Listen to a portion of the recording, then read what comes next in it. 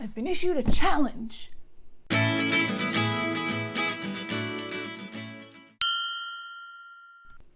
everyone, it's Katzer, and I've been challenged to make a few things.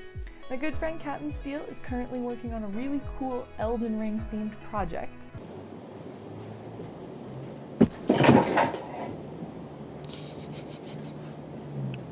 And he's asked me to help out making a few costume and prop pieces. So first off, we're gonna need to dress him like one of the Tarnished. And in this case, that means we're gonna try and make the Snow Witch's robes and of course, the Jar Helm. Then he's gonna need a site of grace to rest at, so we're gonna try and tackle that as well. Both of these seem like they're gonna be pretty interesting, so let's get right to it. So we're gonna start off with the Jar Helm. Now, as per Captain's request, it is going to be entirely made out of yarn. And this is in part because he knows how much I love working with yarn, and in part because it should make us something that is pretty comfortable, lightweight, downright cozy to wear. That's where we ended up with this. Now this is a very good start. It's an excellent base to work from, but there are a few things that it very desperately needs. So for starters, it is super flopsy. This is like a beanbag chair without the beans. Second of all, we need it to go on someone's head and to sit there secure and placed at the right kind of height. So the way that I intend to do that is to make basically like a hat, like a toque on the inside. Something kind of like this, nice and simple, you know, fits your head well. And then we're going to attach the hat to the inside to make it one solid piece that just holds everything in place right where we need it. And in doing that, that means we're also going to be kind of sealing off the inside, so we can just kind of stuff it like a stuffed animal to help it hold that rigid shape and actually fill out the way we need it to. So I'm going to start working on the new hat.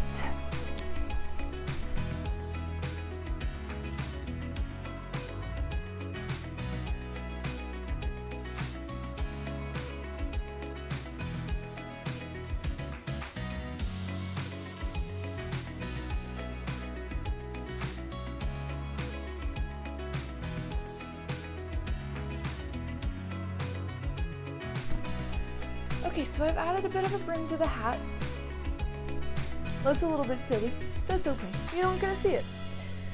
So yeah, it still fits on, but then you've got this kind of coming out all around all the edges. Now for the tricky part. So now I have to get this inside here. And yeah, here goes nothing.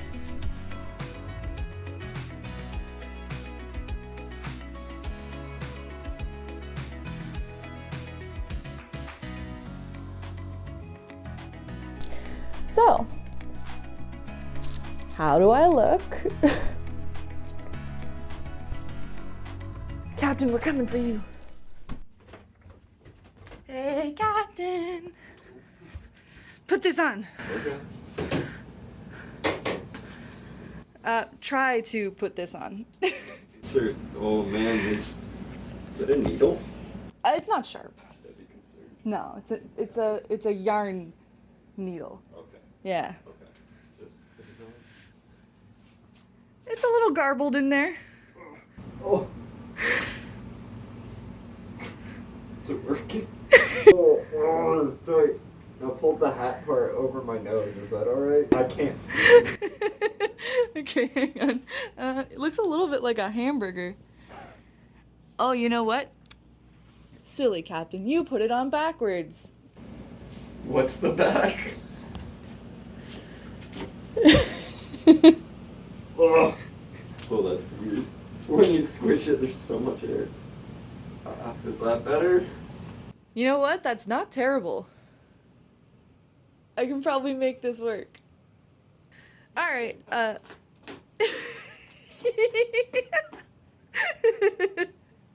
Oh, it doesn't come off.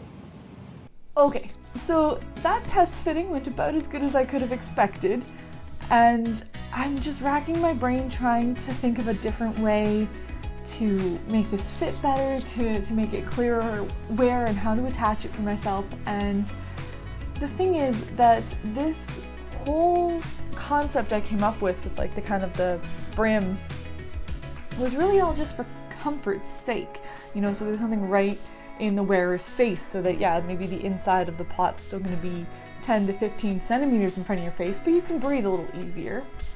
But I had a chat with Captain, and he reassured me that comfort is not a priority. So I have a new plan. Ta-da! So now the hat is just going to come all the way down, completely cover the face, land below the chin, and this is going to be so much easier. It's just going to be easier in every way. And it's not horrible. It's tight on the face, but it's still soft and cozy. So there's that, right? So here we go.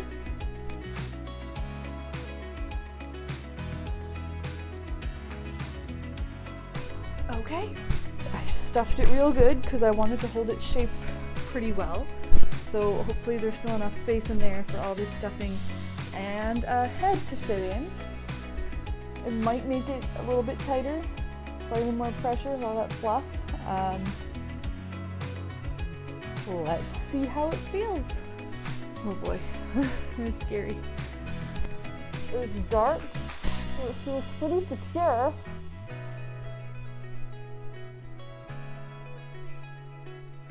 Kind of heavy. Breathing, possible, it's hindered. You want to be careful with that. I wouldn't recommend it if you're claustrophobic. But at least it comes off okay. Yeah, so hopefully that looked okay, because it feels actually pretty good. So there we go. There is our jar helm now fully constructed. Or if you sit it down, it's just a pot. It's just going to be like a footstool or a pillow or something when this project's done. I know it. Okay. Anyways, now that we've got our whole jar made, there are a couple things that is desperately missing. And that would be all the details. So many details. The living jars, they're all very ornate. They've got patterns all kind of inside here, up here. They're also pretty worn, right? They're cracked, they're chipped, they're caked with dirt. And right now, like, this is just kind of a pot-shaped thing, but if I'm really gonna make it the jar helm from Elden Ring, it's critical that I have all of those details to really sell it. So I've pulled up a reference image. So we've got this kind of crisscross pattern going through that in-between space, and then we've got a bunch of swirls here, we've got chips, we've got a bunch of dirt caked on the side here, a bunch of dirt up here, cracks, and the handles, of course, we will add on as well. We've actually got another image from a different angle just so we can see kind of this swirl pattern a little bit better and just have a slightly better picture of what we're working with. It does seem to be kind of we've got this really curly swirl and it connects to like a half swirl, and that's the repeating pattern there. So I've put a fair bit of thought into this as well, and my current plan is to use wool. We're going to use this wool and a felting needle. This is a technique that I often use to kind of put features onto amigurumis. So if you can see, there's the eyes and the mouth are just made out of wool that I kind of felted in. It's a really neat process, and it's my current best idea for how to get that pattern onto this guy over here. And we've got this lighter color that will be for the main patterns, and then we've got a darker color that can be our dirt and our cracks and stuff like that.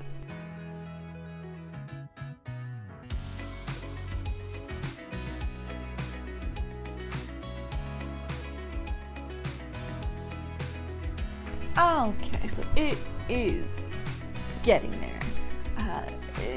It does take a lot of work, so it's not totally finished. I haven't quite gotten to this side yet.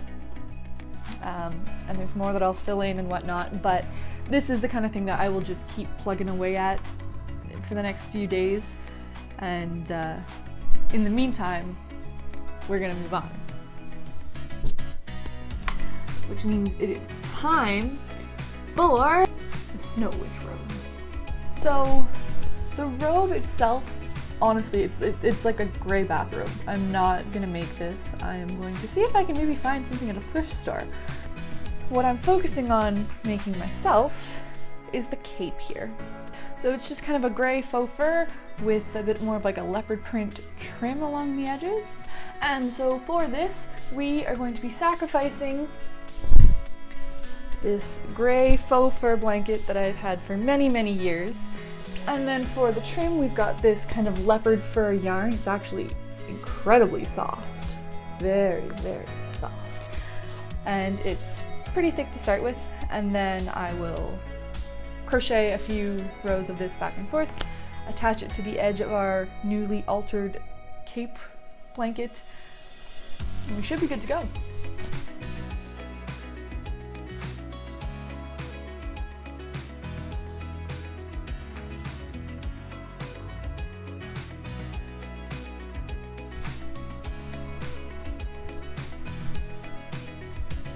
So yeah, there it is. Right now, it doesn't attach in any way because I want to see if we get that robe, in which case, in our reference, there's really no clasps or strings or anything. So I'm thinking I would just maybe Velcro it directly to the shoulders of whatever gets worn underneath, which is why I'm not doing anything yet. But for now, we're good with the cape.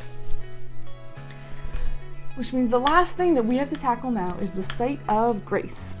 I pulled up a really good image of this as well. So we need to make a big pile of what to me kind of looks like chunks of bark, maybe, with some kind of twigs sticking up. And then of course this big like cluster of light. So there's gonna be some LEDs involved, is currently the plan, but I'm gonna start by just really tackling this whole base portion of it. So the materials I've got for this are primarily, we're gonna be using this, it's just a felt. It's a big like sheet of felt by the yard. And then we're gonna try to airbrush it to give it a bit more of that proper finish, a bit more texture and detail and all that stuff. And then, because the whole thing has this kind of golden wispy aura, I've got this stuff as well. And so just like as itself, it's got a kind of a wispiness to it. Obviously, you know, it is kind of golden in color, but you can see through it, so it's kind of just got the essence, I think, of what we're looking for. We'll start off trying to assemble all of our leaves and everything, and then we will move on to making it fancy and fabulous. Okay, so we got a bunch of pieces to work with now. So I will meet you all in the dungeon.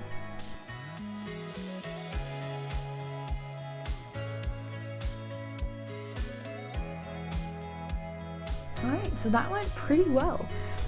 If it wasn't clear, I am quite a beginner at airbrushing, so I was doing my best here, and I do not doubt for a moment that somebody could have done a lot more with this medium.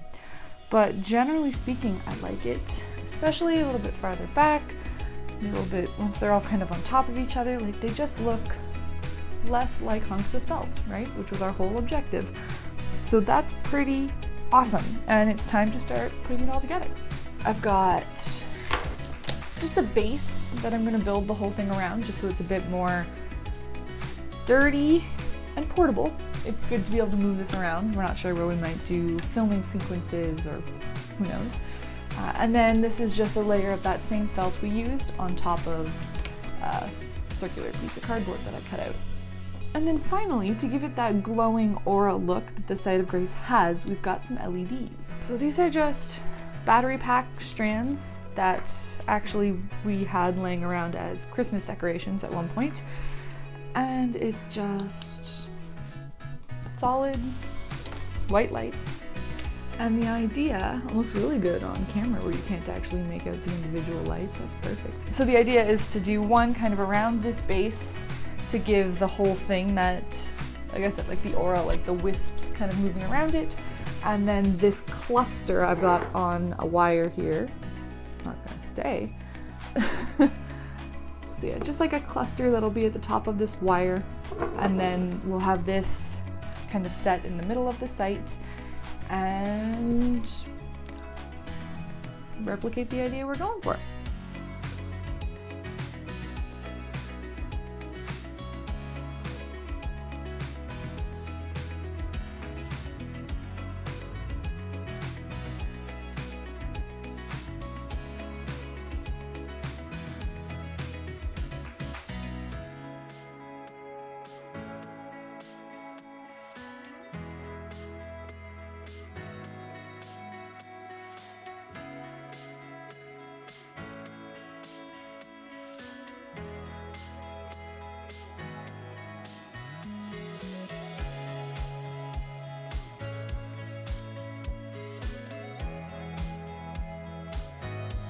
Okay, so a little bit farther back, this is how it's looking.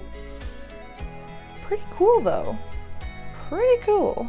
So our Site of Grace is looking really good. Our jar helm is coming along. We have the cape for our Snow Witch's robe all prepared, so there's really only one thing left to do. Let's go shopping. Let's see what we can find. Robe section. Oh. Come on, bro. Robe's a robe. That's a robe? That's a robe. There it is. Look at that, looks good. $10. It's not what I was looking for exactly. It's amazing though.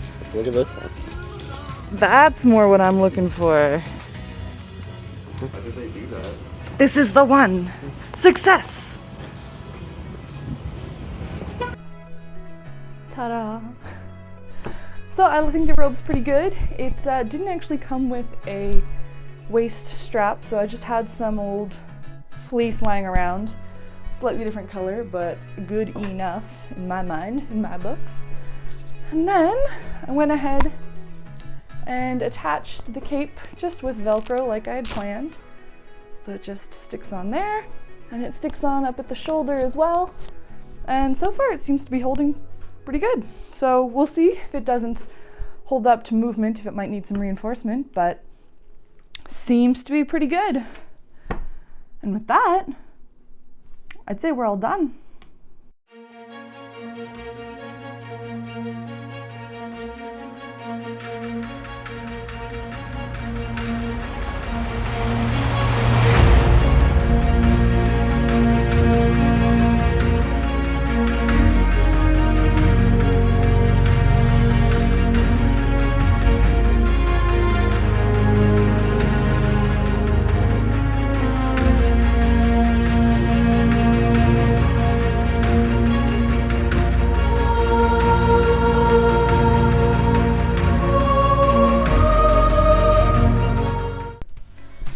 There you go, a full tarnished costume, complete with a Site of Grace to rest at. I'm quite happy with how all these pieces turned out, even if they aren't all exactly quite how I pictured them, but sometimes that's how it goes. So thank you all so much for watching. Don't forget to like and subscribe if you'd like to see a bit more content like this. Check out my Instagram for some behind the scenes photos and to see some of the other projects that I work on that I don't make videos about. There'll be a link to that down below. And definitely don't forget to check out Captain Steele's video as well. You'll get to see this costume in action a bit more, and he's done some really cool stuff with that project, some really clever engineering and lots of problem solving. And in the end you get to experience some real life Elden Ring nonsense fun. See you next time!